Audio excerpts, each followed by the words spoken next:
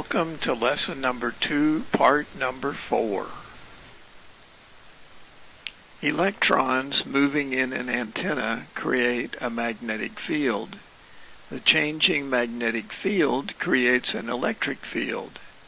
Radio waves are made up of both magnetic and electric fields. Wavelength is the distance a radio wave travels during one cycle. We convert from frequency to wavelength using the formula wavelength in meters equals 300 divided by frequency in megahertz. As frequency gets bigger, wavelength gets smaller. You can tell people where to meet you on the air either by frequency, such as 146.52 megahertz, or by band, VHF. The RF spectrum is divided into segments that have common behavior. Here is a chart showing RF bands. Note particularly that when we are referring to HF, we mean 3 to 30 megahertz. VHF is 30 to 300 megahertz, and UHF is 300 megahertz to 3 gigahertz. These are bands you will hear hams referring to. Wavelength defines the band where you will be operating. Frequency identifies specifically where you are within the band. For instance, 146.52 megahertz versus 2 meters. A ham antenna must be designed for a specific operating frequency. The antenna length needs to closely match the wavelength of the frequency to be used. A mismatch between antenna length and frequency wavelength will result in some of the radio frequency power being reflected back to the transmitter, that is, not going into the air. Antennas exhibit the characteristics of a capacitor, an inductor, and a resistor.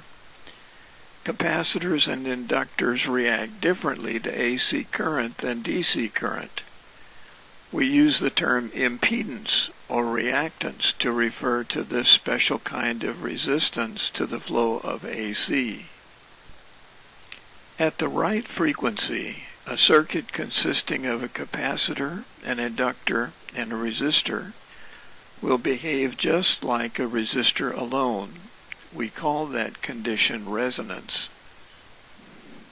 If an antenna is designed correctly, the capacitive reactance cancels the inductive reactance. Theoretically, the resulting reactance is zero, leaving only resistance, meaning minimum opposition to the flow of radio frequency currents flowing in the antenna and sending the radio waves into the air. When you imprint information on the radio wave, you are modulating the wave.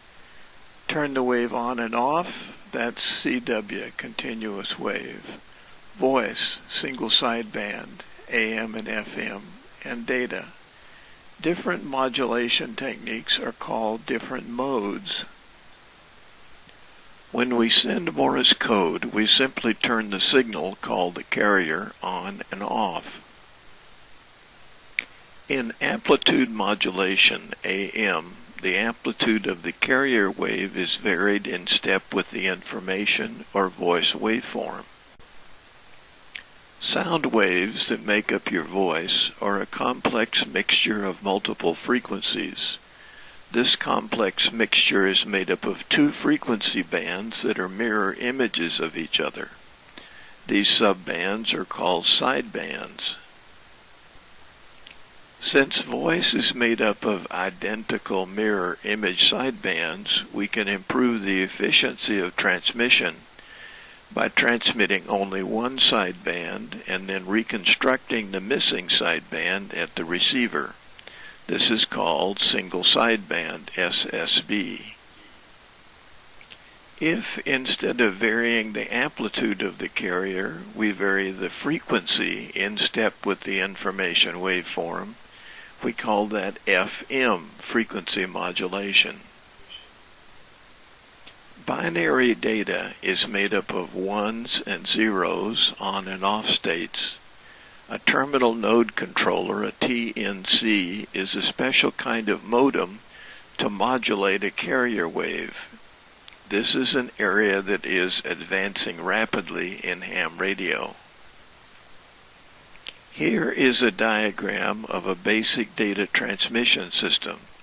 Notice that there is a computer, a modem, a transceiver, then the feed line and antenna.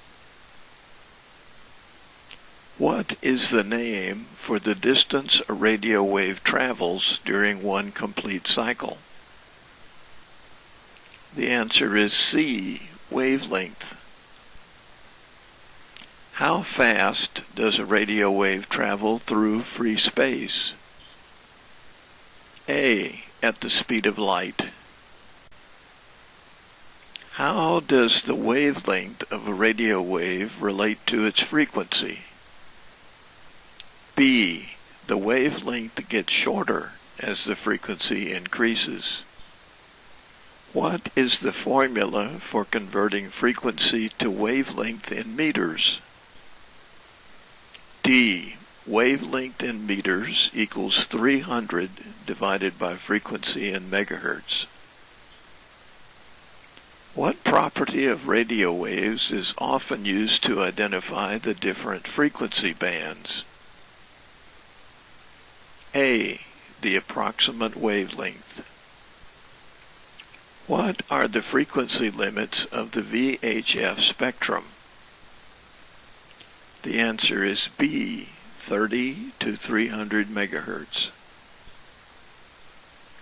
What are the frequency limits of the UHF spectrum? D, 300 to 3000 megahertz.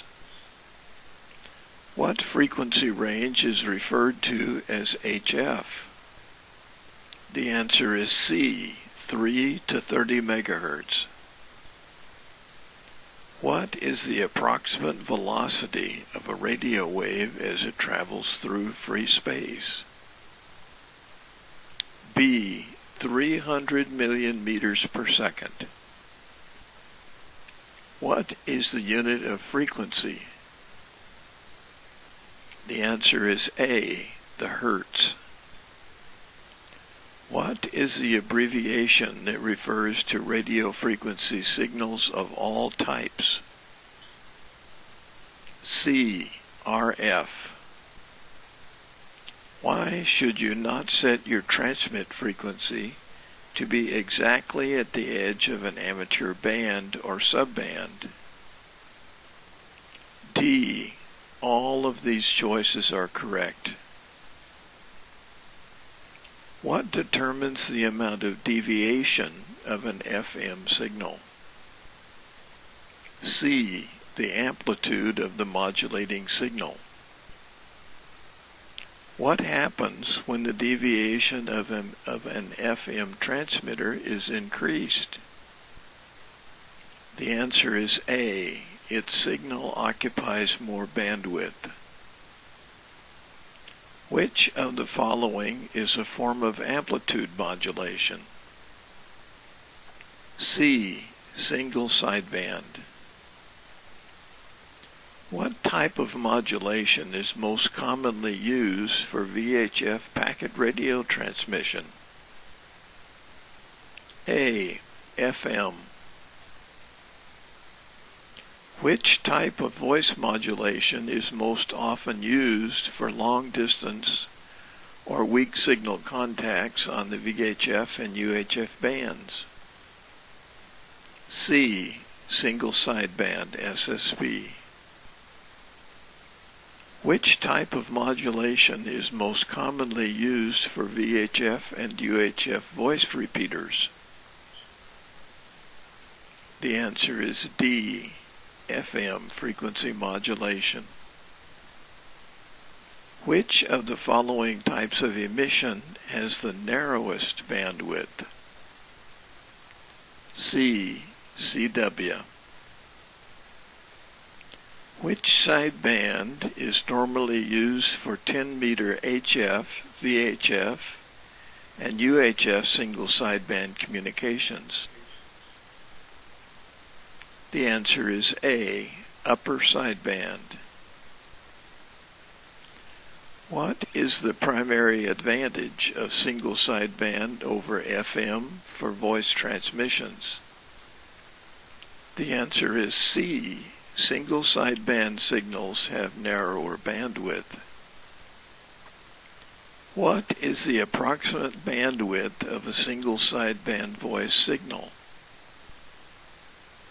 B. 3 kilohertz.